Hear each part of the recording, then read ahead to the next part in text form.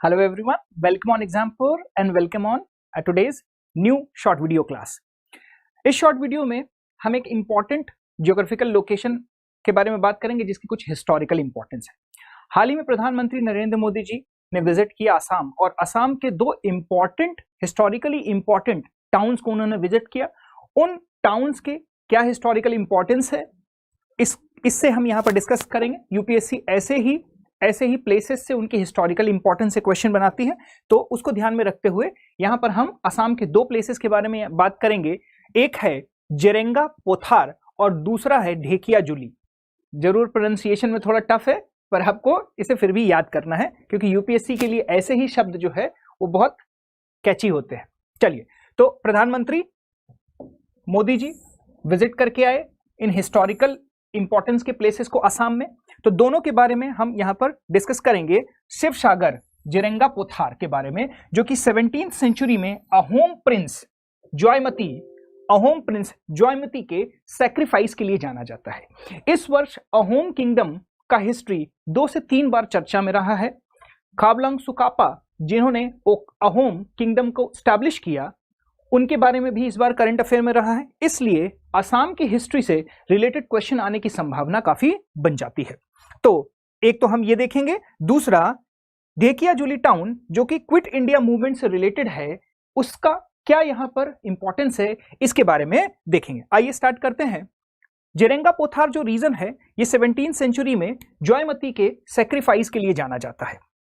अब ये अहोम किंगडम जो कि अहोम डायनेस्टी बेसिकली 12वीं से और 19वीं शताब्दी तक एग्जिस्टेंस में रहा और भारत में मिडिवल पीरियड में किसी सबसे बड़े डायनेस्टी का जो रूल रहा है वो अहोम डायनेस्टी का रहा है, जिसे चावलंग सुकापा ने स्टैब्लिश किया था अहोम किंगडम को। ये उसी स्थान पर बना हुआ एक रंग घर है, आप याद कर रख सकते हैं। जेरेंगा पोथार में रंग घर है, स्पेशली जो उन्हीं उस मेमोरी में बनाया गया था जॉयमती के बारे में। इनकी कहानी ये है कि इनके पति जो थे उन्हें कुछ एनिमीज ने अटैक किया और वो अपना स्टेट छोड़ करके नगा हिल्स की तरफ भाग गए। ऐसे में जॉयमती को गिरफ्तार कर लिया गया और उन्हें बहुत टॉर्चर किया गया। उनसे उनके पति की वेयर अबाउट्स के बारे में पूछा गया, कहां वो छिपे हैं इस संबंध में पूछा गया, पर उन्होंने उन शत्रुओं को कुछ भी नहीं बताया और उनको बहुत ज्यादा टॉर्चर किया गया। इतना टॉर्चर किया गया कि उसकी वजह से उनकी मृत्यु हो गई। जिस स्थान पर मृत्यु हुई है वहां पर एक छोटा रंगघर मोन्यूमेंट भी बनाया गया है। उनके इसी बलिदान के लिए जेरेंगा पोथार जो है वो जाना जाता है। यहां पर सैक्रिफाइस डे भी ये लोग उस दिन को सैक्रिफाइस डे के तौर पर भी मनाते हैं और बाद में उन्हीं के सैक्रिफाइस के बाद उनके पति ने बदले के स्वरूप में वापस अपना एम्पायर प्राप्त किया और फिर से वहां पर शासक बने।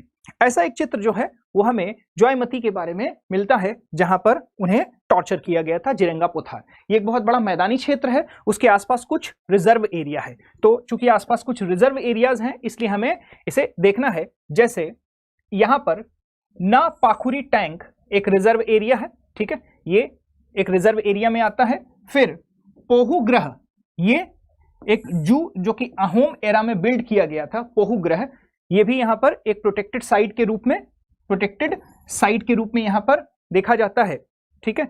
और आपको याद रखना है कि जॉय सागर टैंक जो कि उनकी स्मृति में बनवाया गया था वो भी जेरेंगा पोथार रीजन में पाया जाता है, ठीक है। तो ये ओवरऑल जो रीजन है ये इंपॉर्टेंट है असम की हिस्ट्री से रिलेटेड। बात करते हैं ढेकियाजुली टाउन के बारे में। तो ढेकियाजुली जो टाउन है ये बेसिकली मार्टियस का टाउन कहा जाता है असम में। असम का जलियांवाला बाग याद रखिएगा, असम का जलियांवाला बाग भी इसे कहते हैं।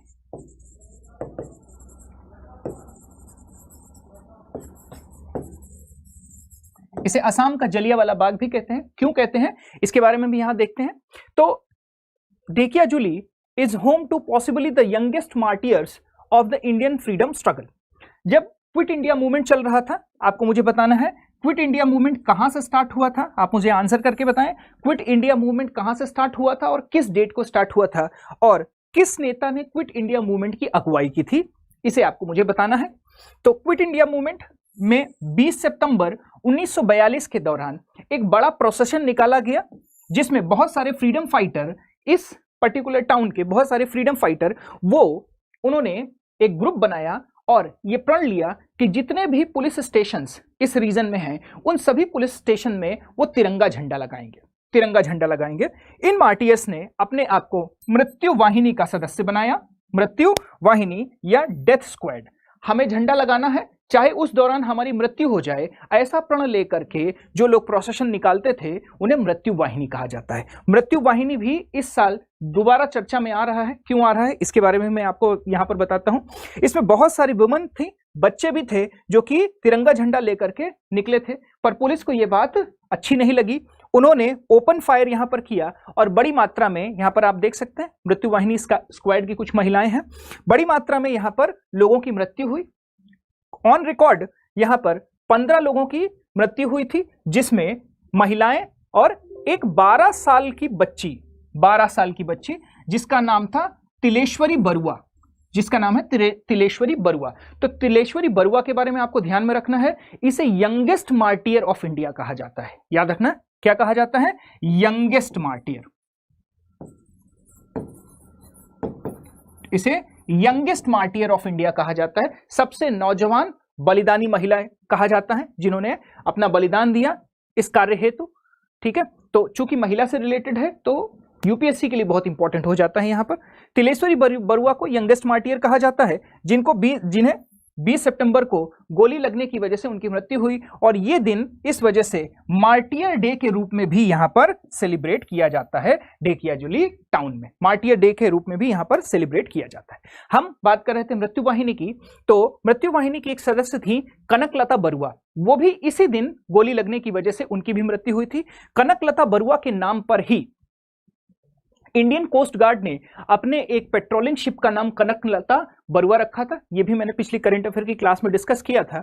कनकलता बरुआ जो है वो भी इसी तरीके से, जो काफी कम उम्र में एक स्क्वाड का नेतृत्व कर रही थी। इनकी उम्र उस समय मात्र 17 वर्ष थी जब इन्हें गोली लगी और इनकी मृत्यु हो गई। तो कनकलता बरुआ, तिलेश्वरी बरुआ, इनके नाम आपको ध्यान में रखने हैं। ठीक है, क्विट इंडिया मूवमेंट कहां से स्टार्ट हुआ यह भी आपको ध्यान में रखना है। ठीक है, इसका आंसर मुझे आप बताइए, क्विट इंडिया मूवमेंट किस मैदान से प्रारंभ हुआ था? यहां पर एक क्वेश्चन मैं इससे रिलेटेड दे रहा हूं।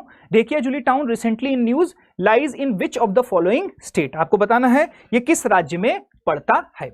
एक और यूपीएससी के स्टेटमेंट वाइज क्वेश्चन है, जैसे Rangpur was the seat of the powerful Ahom dynasty. Rangpur जहां पर ये दोनों क्षेत्र हैं, ये अहोम डायनेस्टी के रीजन में आता है। Ruled Assam for 6 century. Ahom dynasty ने 6 सेंचुरी असम को रूल किया, 6 शताब्दियों तक असम को रूल किया, 228 से लेकर के 826 एडी तक का पीरियड। तीसरा, चावलांग सुकापा ने अहोम किंगडम की स्थापना की। यहां पर 3 स्टेटमेंट दिए हुए हैं, आपको बताना है कौन सा स्टेटमेंट इसमें सही है। इन दोनों क्वेश्चंस के आंसर आप मुझे कमेंट बॉक्स में लिख करके दीजिए। अगर यहां पर आपको कुछ सीखने को मिला हो तो प्लीज लाइक, शेयर और सब्सक्राइब करिए। हिस्टोरिकल पॉइंट ऑफ व्यू से असम की हिस्ट्री से रिलेटेड अभी तक यूपीएससी में बहुत ज्यादा क्वेश्चन कभी नहीं आए हैं, पर अब इस साल ये बहुत इंपॉर्टेंट हो जाता है। तो प्लीज इस टॉपिक को ध्यान रखें, लाइक, शेयर और सब्सक्राइब करें। Thank you so much.